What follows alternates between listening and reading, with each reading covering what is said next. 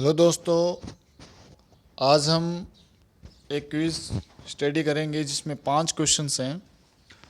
और इसका पहला क्वेश्चन है कि नेशनल सुपर कंप्यूटिंग मिशन के बारे में आपको ये 2 स्टेटमेंट्स दी गई हैं और आपको बताना है कि दोनों स्टेटमेंट्स में से कौन सा सही है। पहली स्टेटमेंट है, it is state jointly the department of Science and technology and ministry of Electronics and Information technology. और दूसरी स्टेटमेंट है, it is implementing by the centre for development of advanced computing. यानी पहले में आपको ये बताया गया है कि क्या नेशनल सुपर कंप्यूटिंग मिशन जो है वो Department of Science and Technology और Ministry of Electronics and Information Technology द्वारा चलाया जा रहा है या नहीं। देखो यहाँ पे 2 टर्म आई है, यहाँ पे आया स्ट्रेड और यहाँ पे आया है इम्प्लीमेंटिंग। स्ट्रेड का मतलब होता है ग्राउंड लेवल पे काम करना, ठीक है, और इम्प्लीमेंटेशन का मतलब होता है डाटा कलेक्शन करना, यानी कितना काम हो गया है, कितना काम पेंडिंग है और डायरेक्शन देना। ये सारा काम जो होता है वो इम्प्लीमेंटिंग का होता है। तो सबसे पहले हम देखते हैं कि नेशनल सुपर कंप्यूटिंग मिशन था क्या। देखो, जैसे ही ये नई गवर्नमेंट बनी थी तो इन्होंने 2 मिशन लॉन्च किए थे। एक तो किया था मेक इन इंडिया और दूसरा किया था डिजिटल इंडिया। तो इन दोनों में ही क्या था, डिजिटल क्लाइमेट यानी आईटी सेक्टर को मजबूत करने से रिलेटेड सारे के सारे प्रोविजंस थे। तो आईटी सेक्टर को मजबूत कैसे किया जा सकता है, जब हमारे पास जो हमारी कंप्यूटिंग क्वालिटी है वो अच्छी होगी या हमारे पास सुपर कंप्यूटर्स होंगे, तब हमारा जो आईटी सेक्टर है वो मजबूत होगा। तो इन दोनों ही मिशन को स्ट्रॉन्ग करने के लिए या इनके उद्देश्यों की पूर्ति करने के लिए गवर्नमेंट ने 2015 में नेशनल सुपर कंप्यूटिंग मिशन की शुरुआत की थी, ठीक है।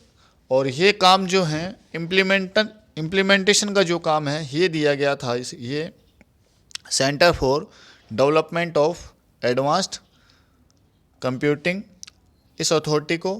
और जो स्टेट का काम दिया गया यानी ग्राउंड लेवल पे जो काम कर रही थी वो इंस्टीट्यूशंस कौन थी, एक तो कौन सी इंस्टीट्यूशंस हैं, एक है department of Science and Technology और दूसरा है मिनिस्ट्री ऑफ इलेक्ट्रॉनिक्स। तो ये दोनों तो क्या कर रही हैं, इसको चला रही हैं, और ये वाला जो बॉडी है वो इसे क्या कर रहा है, इम्प्लीमेंट कर रहा है। तो नेक्स्ट क्वेश्चन देखते हैं दोस्तों। अगला क्वेश्चन है कि नाट्य उत्सव इज ऑर्गेनाइज्ड बाय। इसमें यह पूछा गया है कि नाट्य उत्सव क्या है और ये कौन सी संस्थाओं द्वारा ऑर्गेनाइज किया जा रहा है। तो सबसे पहले हम ये देखते हैं कि नाट्य उत्सव है क्या। देखो, इंडियन गवर्नमेंट ने एक मिशन स्टार्ट कर रखा है, गंगा क्लीननेस, यानी गंगा की सफाई के लिए जो एक मिशन शुरुआत कर रखा है, उसी के उद्देश्यों को फुलफिल करने के लिए हर साल एक उत्सव मनाया जाता है, नाट्य उत्सव, ठीक है। जो भी उसमें प्रोविजंस हैं उन प्रोविजंस को के बारे में लोगों में अवेयरनेस फैलाने के लिए हर साल एक उत्सव बनाया जाता है। तो हमें ये बताना है कि ये उत्सव कौन सी मिनिस्ट्रीज के द्वारा मिलकर के बनाया जाता है या कोई अकेले मिनिस्ट्री बना रही है। तो पहला ऑप्शन है इसमें मिनिस्ट्री ऑफ जल शक्ति, दूसरा है मिनिस्ट्री ऑफ कल्चर, तीसरा है मिनिस्ट्री ऑफ टूरिज्म। तो हमें ये बताना है कि इनमें से तीनों में से एक मिनिस्ट्री है या तीनों मिलकर के बना रही है। तो दोस्तों आपको मैं बता दूं कि नाट्य उत्सव जो हैं वो तीनों ही मिनिस्ट्री मिलके बना रही हैं। नाट्य का मतलब क्या होता है, नाट्य राजस्थान का एक टर्म है। तो राजस्थान में जो ये रेन वाटर होता है इसकी हार्वेस्टिंग के लिए बावड़ी, कुंडली, कुंड, इस टाइप की वाटर हार्वेस्टिंग बॉडीज़ बनी होती हैं, उन्हें हम लोग यहाँ पे लोकल टर्म में नाडी कहते हैं। नाडी का मतलब आप छोटा तालाब कह सकते हैं, कुंड कह सकते हैं, यानी चारों तरफ से जगह साफ कर दी जाती है और बीच में पानी कलेक्ट हो जाता है, तो उसे नाडी बोलते हैं। और नेक्स्ट क्वेश्चन है, anti dumping duty is implemented by. यानी आपको ये बताना है कि नीचे 4 ऑप्शन दे रखे हैं, चारों में से एंटी डंपिंग ड्यूटी का जो रिकमेंडेशन है वो कौन करती है, रिकमेंडेशन कौन करती है? क्या फाइनेंस मिनिस्ट्री करती है, कॉमर्स मिनिस्ट्री करती है, फॉरेन मिनिस्ट्री करती है या होम मिनिस्ट्री करती है? देखो, सबसे पहले हम देखते हैं कि एंटी डंपिंग ड्यूटी होती क्या है, इसकी ज़रूरत क्यों पड़ती है। देखिए, मान लीजिए 2 कंट्री हैं, एक कंट्री ए है और एक कंट्री बी है।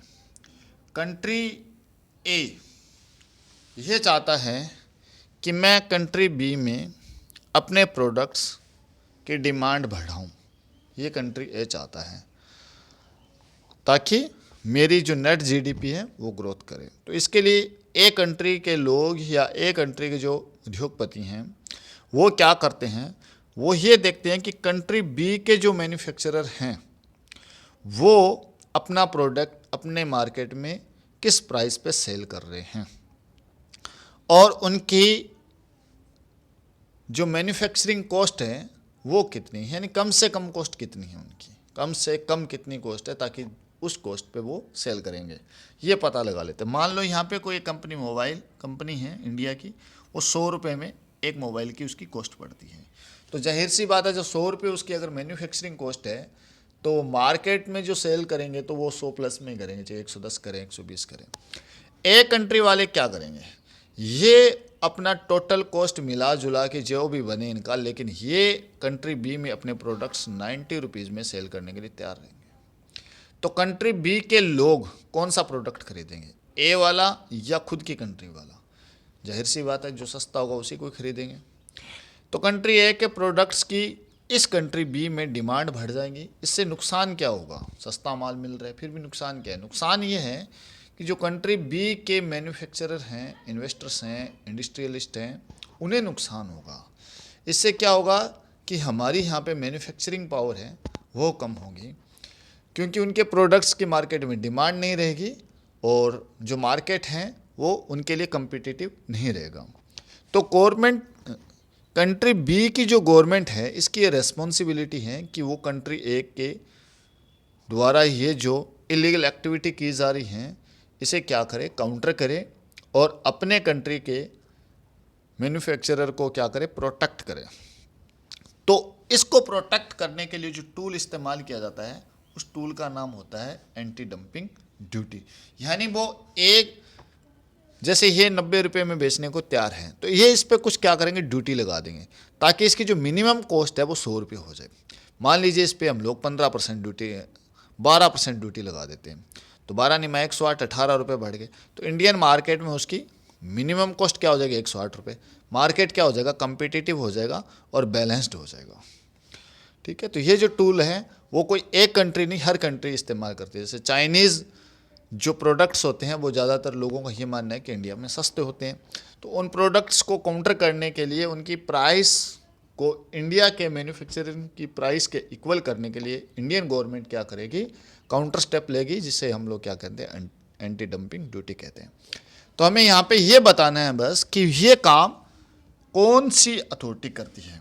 तो दोस्तों ये काम करती है कॉमर्स मिनिस्ट्री। कॉमर्स मिनिस्ट्री के अंदर 2 अथॉरिटीज़ हैं। एक है DGTR, directorate general of trade remedies.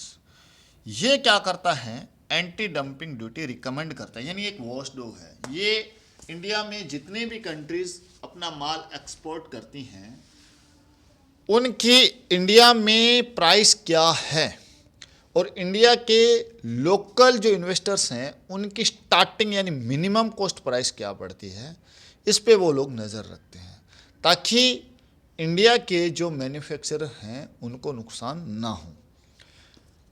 जब भी इसे पता लगता है कि कोई दूसरा कंट्री हमारे कंट्री के उद्योगपतियों को नुकसान पहुंचा रहा है या फ्यूचर में हमारी इंडस्ट्री को ज़्यादा नुकसान पहुंचा सकता है या हमारी मैन्युफैक्चरिंग एक्टिविटीज़ पे विपरीत प्रभाव डाल सकता है, तो उस देश के प्रोडक्ट्स पे ये क्या करता है, एक ड्यूटी रिकमेंड करता है, जिसे हम लोग क्या कहते हैं, एंटी डंपिंग ड्यूटी कहते हैं। तो एंटी डंपिंग ड्यूटी का जो रिकमेंडेशन का काम है वो है directorate general of trade remedies, जो कॉमर्स मिनिस्ट्री के अंदर आता है। तो अब ये ड्यूटी कलेक्ट कौन करता है? कलेक्ट करने वाली बॉडी अलग है, यानी इम्पोज कौन करता है? इम्पोज करता है दोस्तों Central Board of Indirect Taxes and Customs. Central Board of, यहाँ Central Board of Indirect Taxes and Customs. तो ये था हमारा तीसरा क्वेश्चन। नेक्स्ट क्वेश्चन देखते हैं। देखिए फोर्थ क्वेश्चन में ये पूछा गया है कि एयर इंडिपेंडेंट प्रोपल्सन क्या होता है। तो सबसे पहले हम ये देखते हैं कि प्रोपल्सन क्या होता है। प्रोपल्सन का मतलब ये होता है कि किसी भी व्हीकल को मूव कराने के लिए यानी गति दिलाने के लिए उसमें जो प्रोसेस होता है यानी जो फ्यूल उसको दिया जाता है और वो फ्यूल जल के और उसे गति जो प्रदान करता है उसे हम प्रोपल्सन कहते हैं। और प्रोपल्सन की प्रोसेस के लिए दो चीज़ें चाहिए, एक चाहिए फ्यूल और एक चाहिए उस फ्यूल को जलने के लिए ऑक्सीजन। ठीक है, और ऑक्सीजन प्राप्त करने के दो तरीके होते हैं। एक तो जो हवा में उपलब्ध ऑक्सीजन है इसे हम प्राप्त कर लें, ठीक है, और एक तरीका ये होता है कि मान लो कहीं हम ऐसी जगह चले जाते हैं जहाँ पे ऑक्सीजन अवेलेबल नहीं है। जैसे मान लो सबमरीन्स जो होती हैं वो जब समुद्री सतह के नीचे गोता लगा रही होती है या एक जगह से दूसरी जगह जा रही होती है, यानी क्या कर रही होती हैं वहाँ पे आसपास चौकसी का काम जो होता है वो कर रही है, पेट्रोलिंग जो कर रही होती हैं, तो वहाँ पे उन्हें ऑक्सीजन अवेलेबल नहीं होती है समुद्र के अंदर। पानी वाली ऑक्सीजन को ही आपको करना पड़ेगा या फिर आपको कोई और तरीका निकाल के और वहाँ पे ऑक्सीजन बनानी पड़ेगी। तो ये क्वेश्चन यही है कि एयर इंडिपेंडेंट प्रोपल्सन यानी स्वतंत्र हवा से स्वतंत्र होकर हम कैसे प्रोपल्सन काम कर सकते हैं। ये जो टेक्नोलॉजी है ये कहलाती है एयर इंडिपेंडेंट प्रोपल्सन। तो इससे रिलेटेड चार ऑप्शन हैं कि non nuclear submarines to operate by using atmospheric oxygen, कि जो नॉन न्यूक्लियर सबमरीन्स होती हैं, न्यूक्लियर सबमरीन्स कौन सी होती हैं? जिनमें जो फ्यूल होता है वो न्यूक्लियर मटेरियल होता है। और नॉन न्यूक्लियर सबमरीन्स कौन सी होती है? जिनका जो फ्यूल होता है वो न्यूक्लियर मटेरियल नहीं होता, पेट्रोल हो सकता है, डीजल हो सकता है, गैस हो सकता है, अदर कोई भी केमिकल प्रोडक्ट हो सकता है, लेकिन न्यूक्लियर मटेरियल नहीं होगा। तो क्या पहला क्वेश्चन सही है कि ये एटमॉस्फेरिक ऑक्सीजन का यूज करती हैं? दूसरा ऑप्शन कहता है कि no nuclear submarines can operate without access atmospheric oxygen, कि जो ये नॉन न्यूक्लियर सबमरीन्स होती हैं ये बिना एटमॉस्फेरिक ऑक्सीजन के ही क्या कर सकती हैं? ऑपरेट कर सकती हैं। इस टेक्नोलॉजी के अंदर, कौन सी टेक्नोलॉजी के अंदर? एयर इंडिपेंडेंट प्रोपल्सन के अंदर। और तीसरा क्वेश्चन कहता है कि it is used in aeroplane. तो दोस्तों ये टेक्नोलॉजी एरोप्लेन में तो यूज़ नहीं होती है, ये मैं आपको बता देता हूँ, ये सबमरीन्स में यूज होती हैं।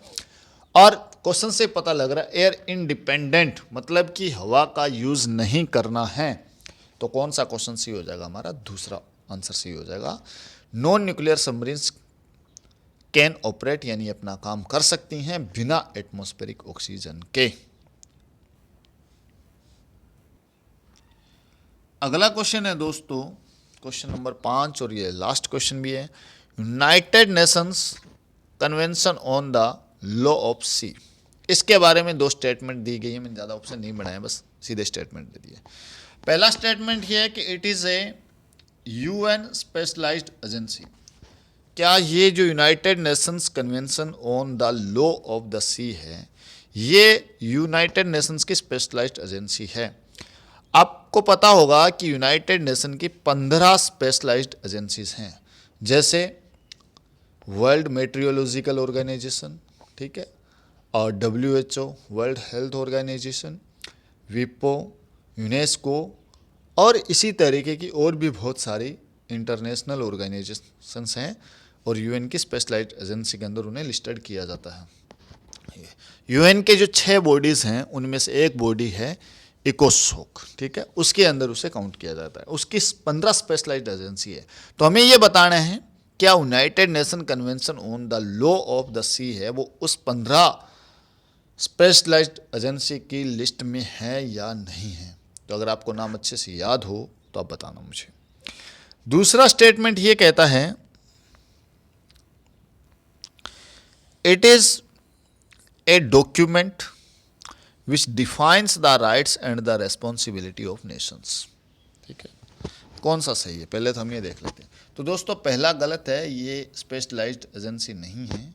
दूसरा सही है, ये एक डॉक्यूमेंट है जो यूएन के मेंबर कंट्रीज़ हैं उनके राइट्स को और रेस्पॉन्सिबिलिटीज़ को बताता है।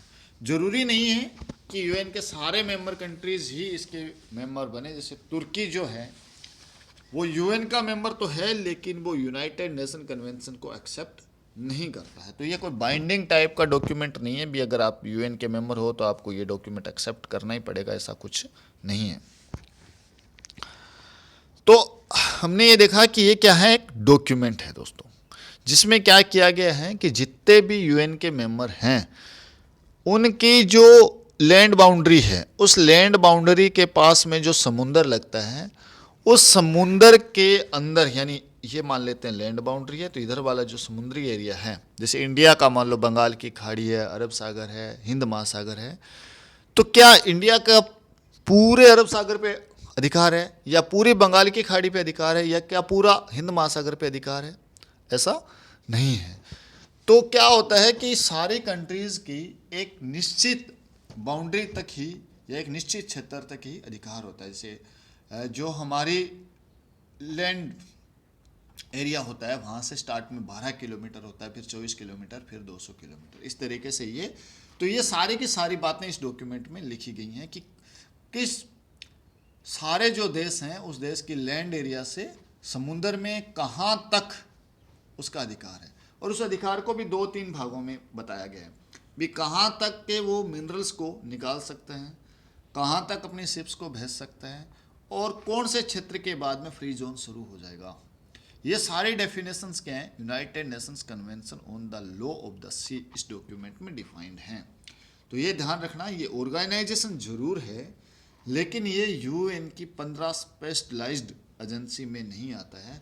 इस डॉक्यूमेंट को एग्जीक्यूट करने के लिए जो ऑर्गेनाइजेशन है वो इसी नाम से ऑर्गेनाइजेशन है, लेकिन वो यूएन के 15 स्पेशलाइज्ड एजेंसी के अंदर नहीं आता है। तो थैंक यू गाइस।